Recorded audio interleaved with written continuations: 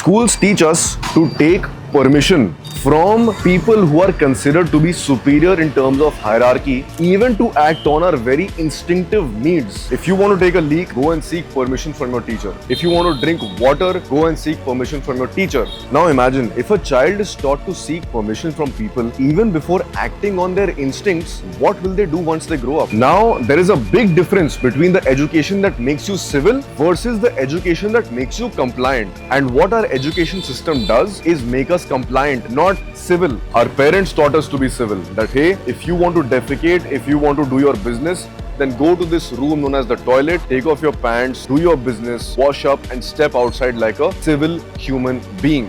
But the schools taught us that even if you want to do your business and even if you know how to do it in a civil way, you still need to take permission from us. But guess what? This did not stop at school. You are still the same person who is somewhere looking for permission to act on their instincts, who wants permission to do the things that they really want to do, who seeks permission to live a life of fulfillment and freedom. Now this conditioned and compliant kid, he goes back home, he gets into high school, and here the parents start to impose certain restrictions, thinking that it is for our own good. Now this compliant kid, without thinking over those restrictions rationally, just takes it as they come, because that is what he has always been taught. And this starts to cripple your decision making abilities. Now this kid won't even have the capacity to go to a grocery store, make a decision in an instant. He will think over that small choice 10 times because he's wondering whether his parents, his school would have allowed him to take this decision or not.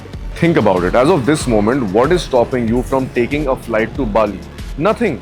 If you think that money is stopping you, find a way to earn more money. If you think that you can't have a side hustle because your working hours are from 9 to 5, then moonlight. Start your side gig from 7 p.m. onwards. You see, every single barrier that you can think of that is stopping you from living your dream life is all in the mind. It is your subconscious that is looking for permission still, even after all these years. But don't worry, I am here to ensure that you stop this subconscious permission seeking behavior once and for all. And trust me, once you embody this, the mental cage that you have built around yourself, it will break open like nobody's business. It will break open so wide that you will realize that real freedom is the fact that you can do whatever you want with this life. That the true essence of life is not just to enjoy it, but also to exercise your freedom to its fullest capacity. To say, do, think and act in whatever way you want without harming somebody else. So let's cut to the chase. Step number 1, exercising freedom instinctively. What do I mean by that? Whatever comes to you naturally, and this will come from a point of awareness. Feel what you feel like doing. Really think about what do you feel like doing very instinctively and start to act on it. A simple example, if you see somebody interesting, you think that they are wearing a very cool jacket, go up to them and give them a compliment because that is what you're thinking. That is what your mind craves for right now. So go up to them and say it. What is stopping you? Your own fears are stopping you. Now majority of the people won't act on it. Why? Because their parents told them that hey, don't talk to strangers. Whenever they try to approach somebody at random, they were being told in class that hey, don't talk a lot, keep quiet, stay silent. And if they were the kind of kid that were quiet and compliant, then they were being rewarded for it. Golden stars were being drawn on their hand for being compliant. So they thought that by being quiet, by not being sociable, they will be rewarded. Now this is translating into them not having the ability to talk to a fellow human being. And please don't give me the excuse that but Shreyas, we live in India and that's a stranger and they will feel that who the fuck is this guy and they will feel very awkward. All of those things can be dealt with. First, let the problem arise, then deal with the problem. But what people do is make assumptions. If somebody feels that okay, I am feeling awkward, what the fuck does this guy want from me? Why is he approaching me out of the blue and giving me a compliment about my jacket? Then tell them that hey, I was standing across the street, I saw your jacket, I just felt like coming over, giving you a compliment. Big deal. They consider you to be a weirdo, then let them. What is the problem? You were able to exercise your freedom. You were able to vocalize what you felt. How beautiful is that? What else do you want? It's not about them. It's about you expressing yourself. It's about you doing and saying what you think and feel.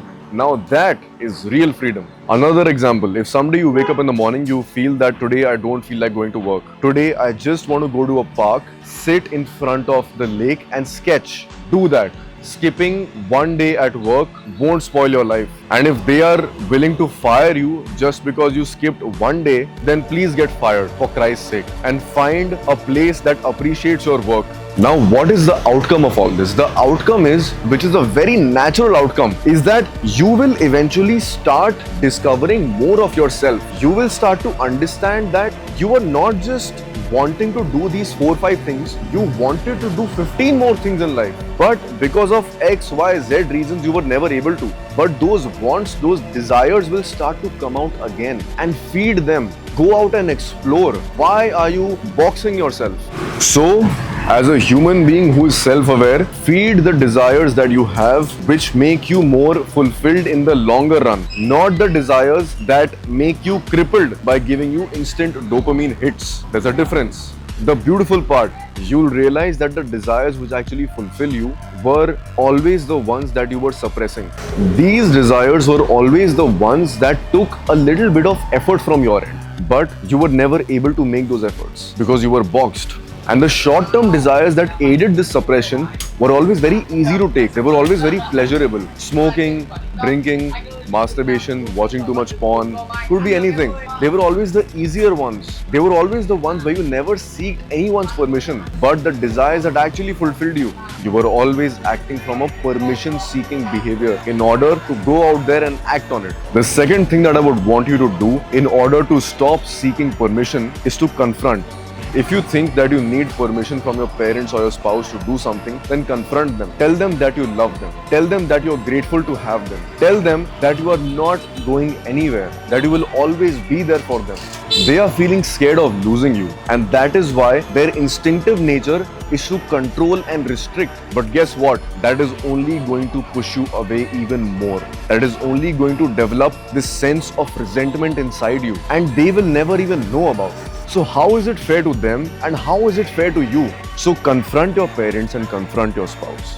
Give them reassurance. Show them your love and tell them that you are going to act on your instincts, your desires and your wants regardless of them supporting you or not. But it would be really great and you would be so grateful for them if they can just give you their emotional support. And that's all you'll ever need. My friend, if you're currently taking financial support from anybody in any shape or form, then you have not reached the point where you can exercise your freedom. So first, take the action to become financially independent, and only then you will have earned the right to exercise freedom. So if you have earned your freedom, then confront the people that you use as a cripple to fuel your permission-seeking behavior. And lastly, start acting on the instincts and desires that you have, which are meant for long-term fulfillment and not short-term enjoyment. Alright, that's it for today. Go out there, practice, exercise, apply, and enjoy your newfound freedom. Hasta la vista, baby.